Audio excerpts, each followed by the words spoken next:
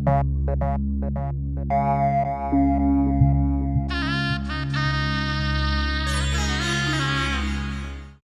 में जो राम मंदिर का उत्सव है, जो राम मंदिर की प्राण प्रतिष्ठा कार्यक्रम है, दरअसल वो सामाजिक समरसता का भी एक संदेश देती है। बात चाहे आदिवासियों की हो, वनवासियों की हो या समाज के दूसरे वर्गों की हो, एक तरह से जो राम मंदिर का जो उत्सव है वो समाज को जोड़ने का काम कर रहा है। रामानंदी संप्रदाय से मेरे साथ एक महानुभाव हैं जिनके बारे में ये माना जाता है कि उन्होंने अपने शरीर पर, पूरे शरीर पर राम नाम गुदवा रखा है, लिख रखा है। क्यों लिख रखा है, इसके पीछे क्या संदेश है, क्या आधार है, क्या वजह है, उन्हीं से ही जानने समझने की कोशिश करते हैं। आप छत्तीसगढ़ से आए हैं, क्या शुभ नाम है आपका? मेरा नाम महत्तर राम जी है। जी महाराज जी, मैं ये जानना चाहता हूँ, आमतौर पे लोग राम नाम की चादर ओढ़ते हैं, राम नाम का दुपट्टा ओढ़ते हैं। आपने अपने पूरे शरीर पर, आपके शरीर के हर अंग पर राम नाम खुदा है, राम नाम लिखा है। क्यों, इसके पीछे क्या वजह है, क्या इसके पीछे दास्तान है? ये श्रद्धा है, राम नाम सत्य है, ये शरीर झूठा है। कब मरेगा कब मिटेगा पता नहीं। ये नाम तो अनादि है। हम मर मिट जाएंगे फिर भी कोई कहेगा, हमारा चित्र कहेगा, फोटो कहेगा। आप फोटो ले जा रहे हैं ना, सब में मैं तो मिटूंगा नहीं, मिटेगा क्या? नहीं मिटने वाला हूँ ना। तो ये अमर है, नाम अमर है। ये शरीर है नाशवान, अभी भूल जाएगा, माटी में माटी मिल जाएगा, लेकिन हमारा नाम अमर रहेगा। नाम किसका? राम नाम अमर रहेगा। जी जी, राम नाम अमर रहेगा। राम जी, महत्तर राम जी ने राम नाम लिखवाया। ऐसे तो लोग कुछ कहेंगे, कुछ जिनको जानकारी रहेगा वो तो कहेगा, और नहीं कहेगा तो जो जिसको लिखवाए थे वो तो जानकारी है उनको। जी, रामानंदी संप्रदाय जो है वो छत्तीसगढ़ में आमतौर पे उसका माना जाता है, जहाँ से उसकी कहानी जुड़ी हुई है, जो किदवंती जुड़ी हुई हैं। क्या है वो रामानंदी संप्रदाय? त्रेता युग में कपि के रूप में जंगल एरिया में निवास किया था। उसी एरिया में, सब जंगल में नहीं था। और द्वापर में गोपी के रूप में जन्म लिया था, मथुरा के निकटतम। और कलि युग में हमारा छत्तीसगढ़ में राम नाम का जन्म हुआ। अन्य क्षेत्र में, अन्य स्थान में नहीं था। राम नाम का जो जाप हुआ, जो जन्म हुआ रामानंदी संप्रदाय के रूप में, कब से हुआ? अभी कितने लोग हैं जो इस तरह, आपकी तरह, राम के नाम पर जीवन जीते हैं, राम को समर्पित करके जीते हैं? वो हमारा यहाँ चारपारा में परशुराम का नाम का एक भक्त था। उसने भजन कीर्तन करते रहता था बहुत लोगों से, बहुत के बीच में भजन कीर्तन होता था।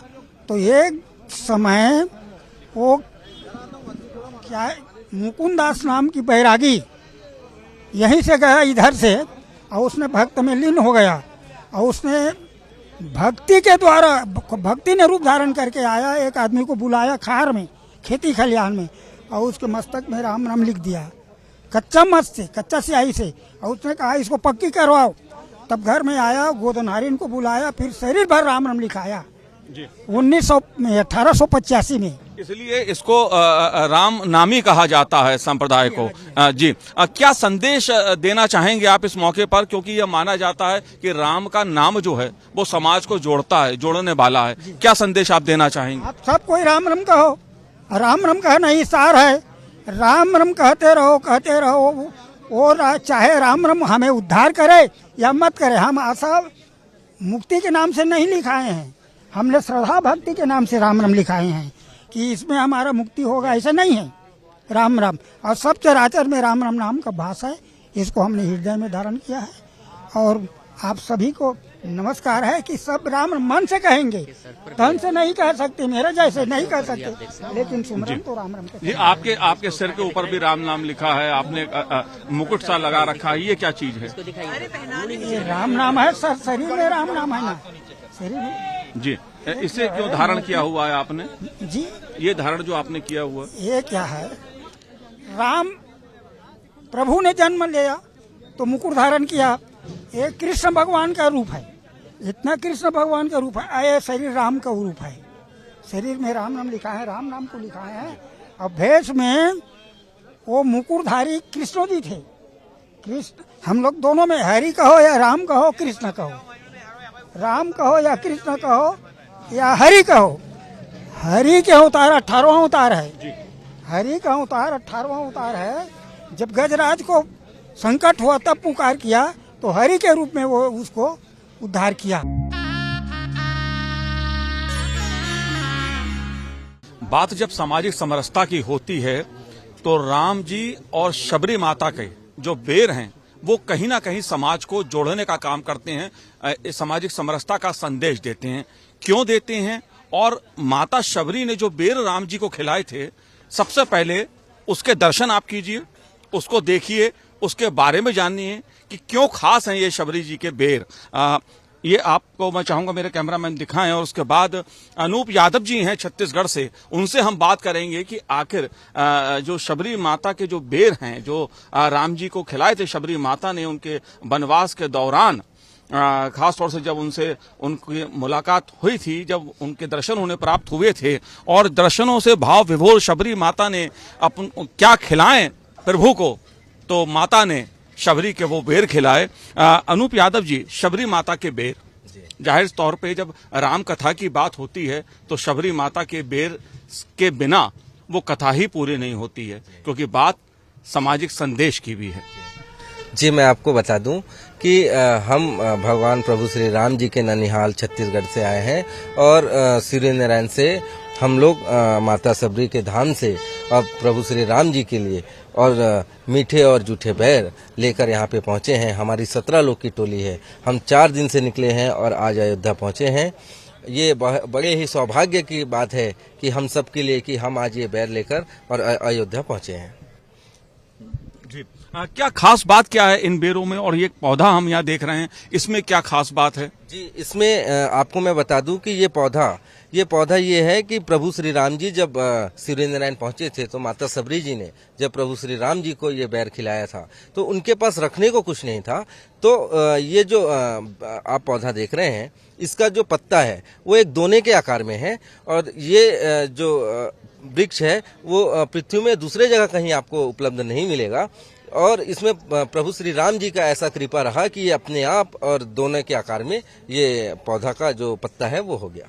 जी, जाहिर तौर जब प्रभु राम ने माता शबरी को दर्शन दिए जो उनकी प्रतीक्षा कर रही थी, तो शबरी के बेर हर राम भक्त को याद हैं कि माता शबरी ने कैसे अपने प्रभु को वो बेर खिलाए थे, क्या सामाजिक संदेश था उसके पीछे, और किस तरह से जो राम कथा है, जो शबरी माता का संदेश है, जो राम जी का संदेश है, वो समाज को जोड़ता है। जी देखिए, ऐसा है कि हम सब सनातनी भगवान राम को मानने वाले हैं और समाज में हम सबको तोड़ने के लिए जो 14 साल का मुगल काल था, चाहे अंग्रेजों का आना हो, और देश में जो सामाजिक हमारी समरसता को जो ठेस पहुंचाने का काम हुआ, हिंदू समाज में ऐसा नहीं था, कोई ऊंच नीच नहीं था, कोई छोटा बड़ा नहीं था। भगवान राम अगर 14 साल का वनवास लिए तो खाली लंका दहन और रावण को मारने के लिए नहीं था भाई साहब। ये वास्तव में जो सत्ता में जो बैठते हैं, भगवान राम राजा थे अयोध्या के, पर उन्होंने 14 साल का वनवास इसलिए स्वीकार किया था कि समाज के अंतिम छोर के व्यक्ति तक, वो चाहे आदिवासी हो, हरिजन हो, चाहे कितना भी पिछड़ा हो, जंगल का वनवासी हो, उनके तक राम जी को, राजा को पहुंचने का उनका संदेश देना था, और ताकि समाज में सामाजिक समरसता रहे। और ये ऊंच नीच छुआछूत की भावना नहीं थी। अगर छुआछूत की भावना रहती तो भगवान राम शबरी माता के जूठे बेर वन जंगल में भटकते भटकते जाके नहीं खाते। और ये जो हम लोगों को हिंदू समाज के तोड़ने का जो काम किया गया, ये हिंदू समाज का नहीं, हमारे सनातन धर्म में कहीं ऐसा ऊंच नीच छुआछूत का भावना नहीं रहा है। और भगवान राम ने यही संदेश देने के लिए 14 साल का वनवास जो स्वीकार किया था, बानर भालू से लेकर के गांव में रहने वाले उस भील परिवार के बीच में जाने का, तो उनका भगवान का संदेश ही देना था कि आज के ही परिप्रेक्ष्य में आदरणीय जैसे नरेंद्र मोदी जी हैं, उन्होंने ये सफाई अभियान को लिया, स्वच्छता अभियान को लिया, और समाज के अगर किसी सफाई वाली दीदी का अगर पैर धो रहे हो तो उन्होंने भी ऐसा जो संदेश समाज को देने का प्रयास जो अभी उनके द्वारा किया जा रहा है। और निश्चित रूप से मैं मानता हूं आज आदरणीय नरेंद्र मोदी जी और हमारे इस प्रदेश के मुखिया आदरणीय आदित्यनाथ जी ने भी उसी दिशा के उसी राह पर चला है, और आज हिंदू जनमानस एकजुटता के राह पर जो दिख रहा है। और आज 500 साल के हम सब के तपस्या के बाद में आज ये भगवान रामलला का व्यंग्य स्वरूप और भव्य मंदिर हम लोगों के बीच में जो अभी देखने को मिलेगा। 22 तारीख को प्राण प्रतिष्ठा होगा और 22 तारीख के प्राण प्रतिष्ठा में चूंकि हम लोग भगवान राम के ननिहाल से आए हैं और भगवान राम जब हमारे छत्तीसगढ़ की भूमि पे गए, जंगल में गए, माता बिलनी माता सबरी के जब कुटिया में गए तो वहाँ पे उन्होंने ये बेर को समरी माता ने जो खिलाया था और इस सबरी माता को जो खिलाए थे और भगवान राम की इस अयोध्या में प्राण प्रतिष्ठा के बाद में अगर 56 भोग लगता, अयोध्या के द्वारा 56 भोग दिया जाता और माता बिलनी को की अगर वो बेर उस 56 भोग में नहीं पहुंचता तो निश्चित रूप से उसमें कुछ कमी रह जाती। हम छत्तीसगढ़ वासियों का ये भावना रहा है। तो इसी भावना को लेकर माता सबरी के आशीर्वाद और उनका ये प्रसाद हम सब हमारे जो टीम के साथ आकर के ट्रस्ट के माध्यम से आज भगवान राम जी को जो सुबह भोग लगा है वो फलाहारी भोग आज था। हमने ट्रस्ट के लोगों ने हमें बताया और हमें रात से उनका वो लोग हम सारा इंतजार कर रहे थे। आज जो रामलला को प्रभु को जो भोग लगा वो जो शबरी माता जी के जो बेर थे उसका आज भोग लगा है। अगर मैं बात वनवासी समाज की करूं क्योंकि जाहिर तौर पे राम जी की जो यात्रा है, राम जी का जो जीवन रहा उसने समाज को, चाहे वनवासी हो या समाज का दूसरा समाज हो, सबको जोड़ने का काम किया। वो रामचरितमानस या रामायण की जो कथा है वो हमें ये संदेश भी देती है। वो जब निकले अयोध्या से भाई साहब तो पहला वो सरयू नदी किनारे गए तो उन्होंने वहाँ केवट के नाव को आधार बनाकर केवट से मित्रता करके वहां से उन्होंने आगे बढ़ा। माने वहीं से उनका शुरू हो गया। सत्ता के सुख को छोड़ करके अगर कोई देश के अगर राजा हैं और या आज के लोकतंत्र में अगर चाहे प्रधानमंत्री हो चाहे मुख्यमंत्री हो, उनके लिए उन्होंने उस समय संदेश देके गया था कि सत्ता के सुख अगर लेना है तो वहां सुख नहीं है, आपको अपने समाज के, अपने राज्य के अंतिम छोर के व्यक्ति तक जाना है। तो केवट के माध्यम जाहिर बात है, आपने बहुत ही सुंदर बात की। जो राजा राम थे, रामचंद्र जी जो अयोध्या के राजा थे, उन्होंने किस तरह समाज को जोड़ा और उसमें शबरी के बेर एक महत्वपूर्ण पड़ाव है उस राम कथा का जो हमें संदेश देती है कि राम समाज को जोड़ते हैं। बहुत बहुत शुक्रिया, बहुत बहुत धन्यवाद।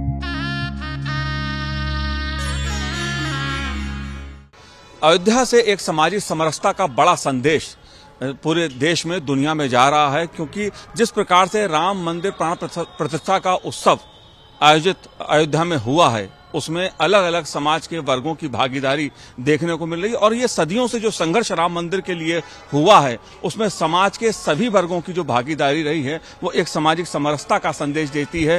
राष्ट्रीय स्वयंसेवक संघ के अखिल भारतीय प्रचार प्रमुख सुनील अंबेकर जी हमारे साथ हैं। अंबेकर जी, किस तरह से ये संदेश जो राम मंदिर का रहा है, सामाजिक समरसता का संदेश साफ साफ हमेशा से उभर के सामने आता रहा है और जब 22 जनवरी को प्राण प्रतिष्ठा का उत्सव होने जा रहा है उसमें जो 11 यजमान विराजेंगे उसमें वो भी अलग अलग वर्गों के, क्या संदेश है इसका?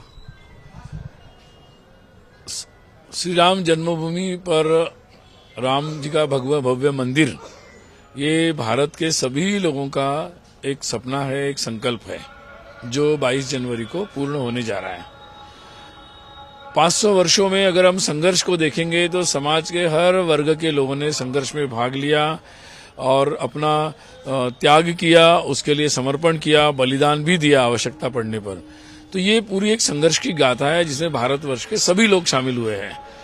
और पिछले कई वर्षों से जो आंदोलन प्रारंभ हुआ उसका जन आंदोलन, उस जन आंदोलन के जितने भी अभियान रहे उन अभियानों में भी चाहे वो पहाड़ी क्षेत्र हो, जनजाति क्षेत्र हो, सुदूर पूर्वोत्तर हो, दक्षिण में तमिलनाडु हो, सब जगह के लोगों ने उसमें चाहे राम जानकी रथ यात्रा हो, रामशीला पूजन हो, सब में सब लोगों ने भाग लिया। क्या जाति, क्या अमीर गरीब, क्या कहाँ से आए, कौन से प्रोफेशन में आए, कौन से शहर के गांव के, सब भेद भूलकर सारा समाज इसमें शामिल हुआ है।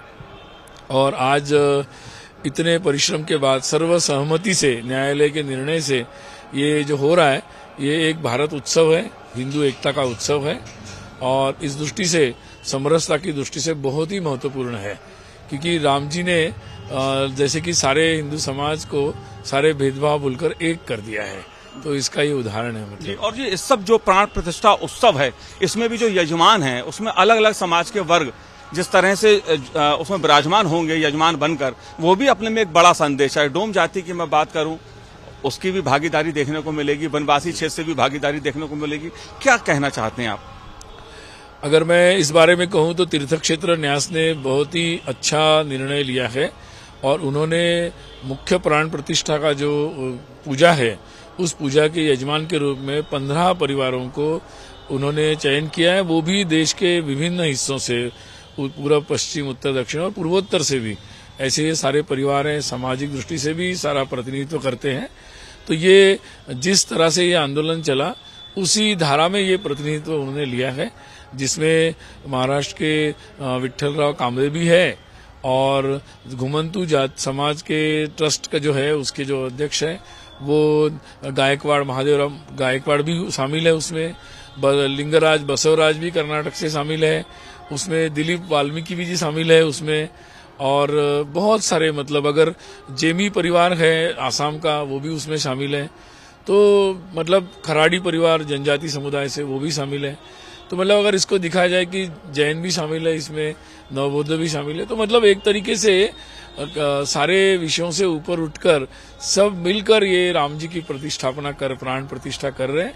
और ये वास्तव में आने वाले समय के लिए हिंदू समाज की उस सुंदर एकत्व की एक गाथा लिखी जा रही है।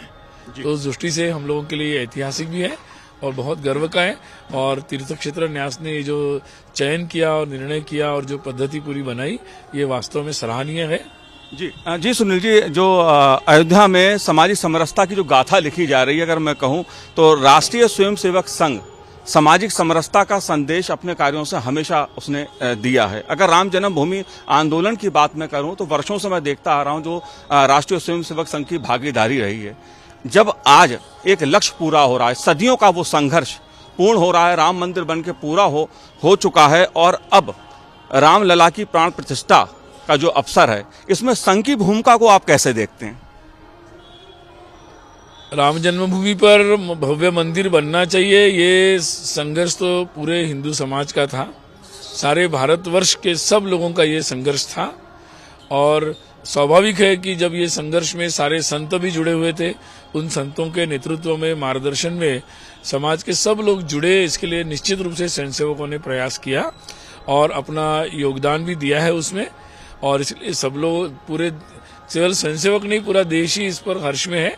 और आने वाले समय में जो ये बात सारे समाज में आग्रहपूर्वक हमें आगे ले जानी पड़ेगी कि जैसा हम इस समय कर रहे हैं, वो भाव का सातत्य बना रहे और हम अपने समाज को एक क्रांतिकारी दृष्टि से एक सामाजिक परिवर्तन इसमें लाएं।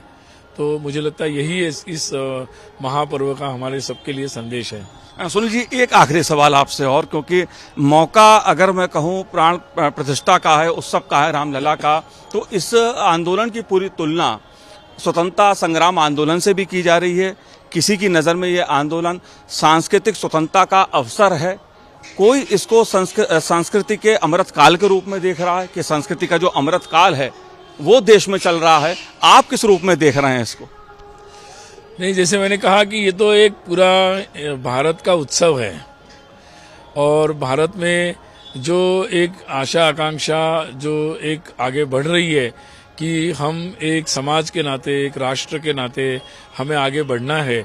और हमें आगे केवल अकेले नहीं बढ़ना है, तो पूरे समाज को लेके बढ़ना है। और हमारे आगे बढ़ने में विश्व के कल्याण की भी बात है। तो ये एक बहुत ही भव्य कल्पना है, एक सात्विक कल्पना है इस राष्ट्र के आगे बढ़ने की। तो मुझे लगता है कि ये एक दिशा प्रदान करेगा और इस कार्य को, ये 22 जनवरी का जो कार्यक्रम है, वो गति भी प्रदान करेगा। राम मंदिर राष्ट्र मंदिर, हाँ, अर्थात राम मंदिर एक ये राष्ट्र मंदिर ही है, क्योंकि राम पूरे राष्ट्र के ही आराध्य है, हमारी पहचान है। और हमारे जीवन में हम अपने रिश्तों को कैसे निभाएं, हम एक दूसरे से कैसे व्यवहार करें, एक मनुष्य के नाते कैसे देखें, इसका संदेश ही पूरा राम जी का जीवन है, रामायण का पूरा संदेश है। तो मुझे लगता है ये किसी एक काल का नहीं है, किसी एक युग का नहीं है, ये युग युग के लिए और आने वाले पूरे काल के लिए भी ये संदेश है। तो हम उसी तरीके से उसको लेंगे। अयोध्या में राम मंदिर की प्राण प्रतिष्ठा का मौका जिसमें समाज के सभी वर्गों की भागीदारी है, समरसता का संदेश है। सिख संगत समाज में बेहद उत्साह है और देश भर से जो सिख समाज है उसके प्रतिनिधि इस प्राण प्रतिष्ठा उत्सव में भाग लेने के लिए अयोध्या पहुंच चुके हैं। पटना साहिब के जत्थेदार जी हमारे साथ इस समय हैं। महाराज जी, संसद टीवी पे आपका स्वागत है। और एक ऐतिहासिक मौका, ऐतिहासिक पल, गुरु नानक जी से लेकर गुरु गोविंद सिंह जी ने अयोध्या के लिए जो अपना समर्पण दिखाया, जो संघर्ष किया, जो संदेश दिया समरसता का, आप कैसे देखते हैं इस ऐतिहासिक मौके पर? आपका क्या कहना है? वाहिगुरू जी का खालसा, वाहिगुरू जी की फतेह। तो बहुत एक प्रसन्नता और खुशी का ये समय है। जो कार्य सदियों से नहीं हो सका था और वो कार्य जो है भारतीय जनता पार्टी के राज में संपूर्ण हुआ है। सहयोग सबका है, पूरे हिंदुस्तानियों का सहयोग है, देश विदेश का भी सहयोग है, सबका सहयोग से। और ये बहुत बड़ा कार्य जो है भगवान रामचंद्र जी का जो जन्म स्थान है और भव्य मंदिर, और ऐसा जिसकी 1000 साल तो उन्होंने बुनियाद बताई है और सारा संसार आकर के यहाँ पर नतमस्तक होगा और दर्शन करेगा।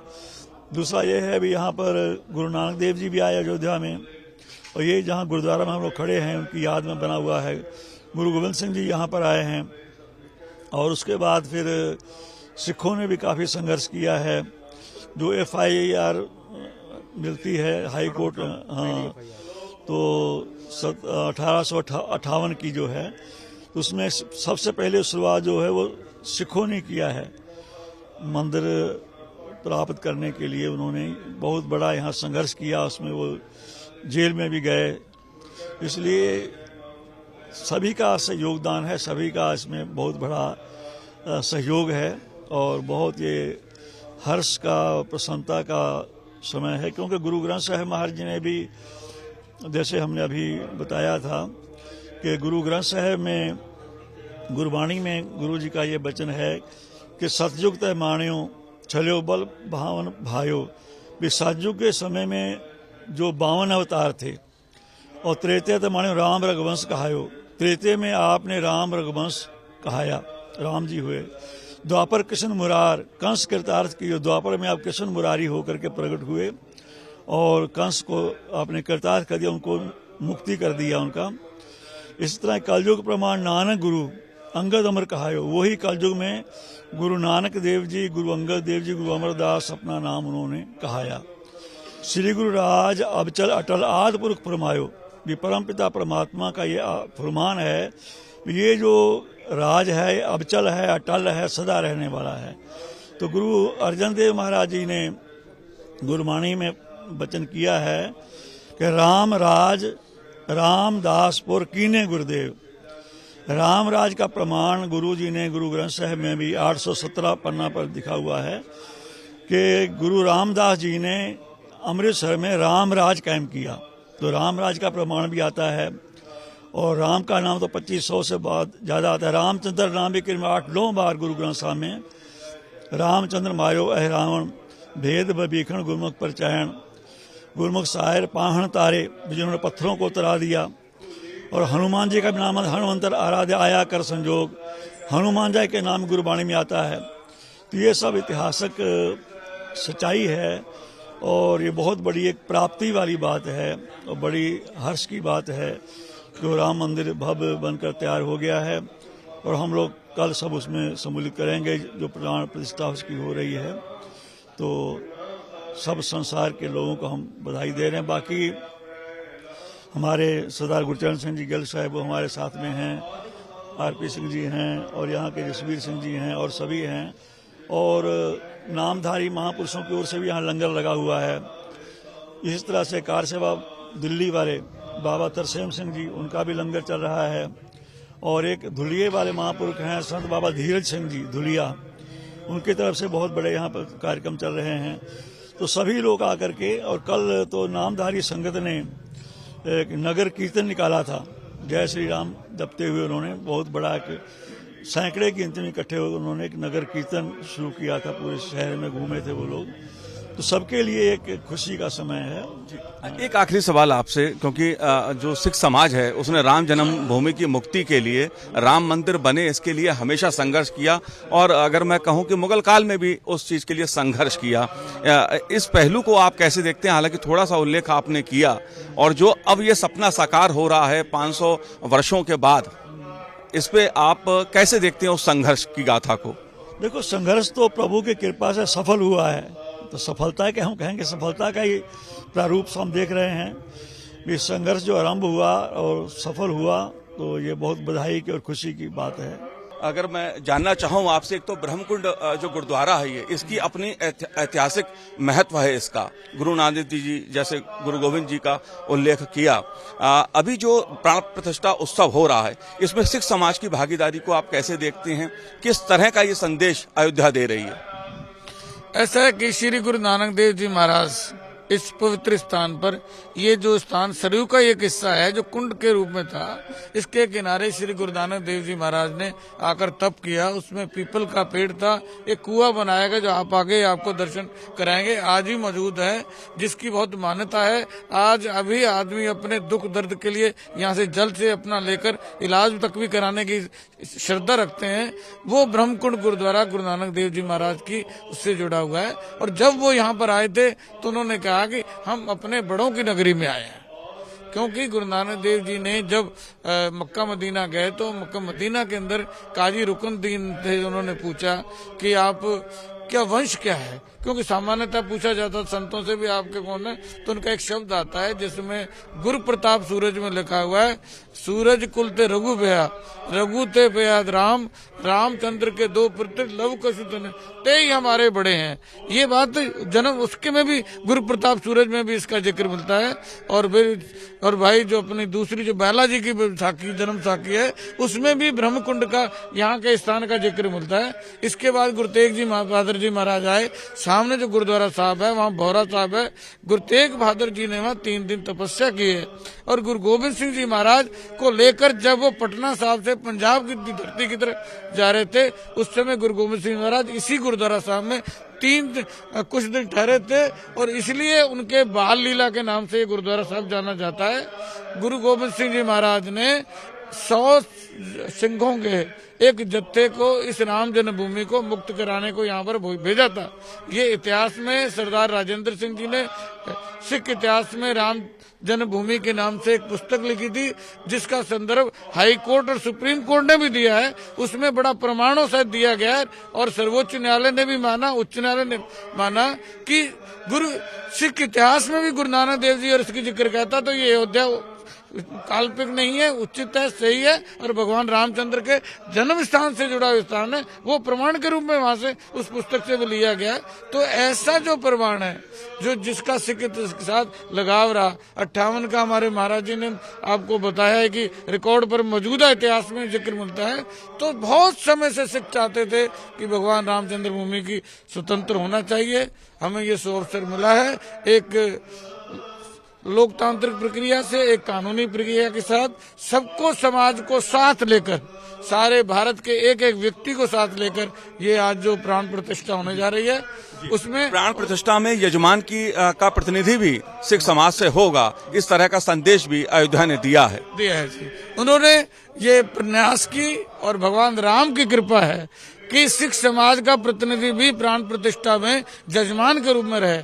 आप अच्छी तरह जानते हैं कि जजमान का मतलब वो आयोजकों में माने जाते हैं कि ये जो प्राण प्रतिष्ठा का आयोजन हो रहा है उसमें सिख समाज भी जुड़ा हुआ है। इसमें दास को ये अवसर दिया है, मैं सब परिवार उसमें सम्मिलित होऊंगा, उसके अंदर जजमान के नाते रहूंगा। ये एक सारे विश्व में संदेश देने का किया गया कि भगवान राम सबके हैं, वो डोमों के भी हैं, छोटी जातियों में के जो हरिजन हैं उनके भी हैं, सिख समाज के भी हैं, सनातनी परंपरा के भी हैं। इस प्रकार का ये स्वरूप इस समय प्राण प्रतिष्ठा का दिया गया है, और हम सरे जो रखे हैं, और इसी शुक्राना का जो पाठ रखा गया है, क्योंकि 1991 में सर्वधर्म अनुष्ठान जब यहाँ पर हुआ था, तब हमने यहाँ पर एक अखंड पाठ साहब रखे थे और अरदास की थी। उसमें सारे सनातनी संघ, सिख संत, अशोक जी सिंगल, सब लोग मौजूद थे और ये अरदास की थी उस समय कि महाराज कृपा करो, आप अपनी जन्मभूमि को स्वयं स्वतंत्र कराइए।